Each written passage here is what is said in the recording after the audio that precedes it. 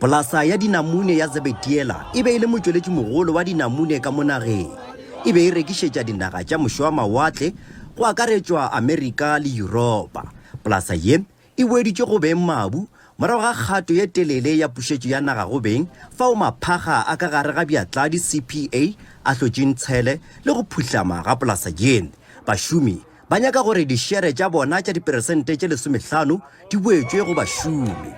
Union ya bašomi e le go fao e re nyaka gore Kgoro ya Temo ka Limpopo e bee polasa ye ka tlase ga taolo ya mmušo.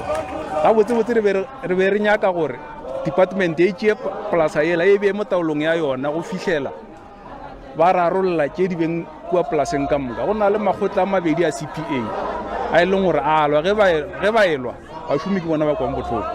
So re ge department e le busy rarolola ntwa ya maphaga a mabedi a CPA a e tšee taolo ya polasa babereki ba bereke ba kgone go gola maphelo a bona a tšwele pele.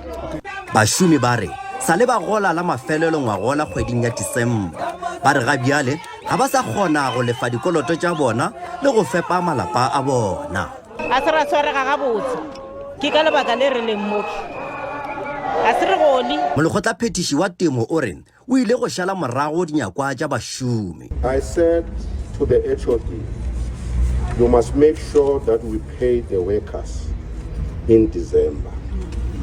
And a budget was put for that because the company that is working with you, that we have signed a contract with, has a problem. Bašomi ba file molekgotlaphethiši matšatši a 7 go araba dinyakwa tša bona.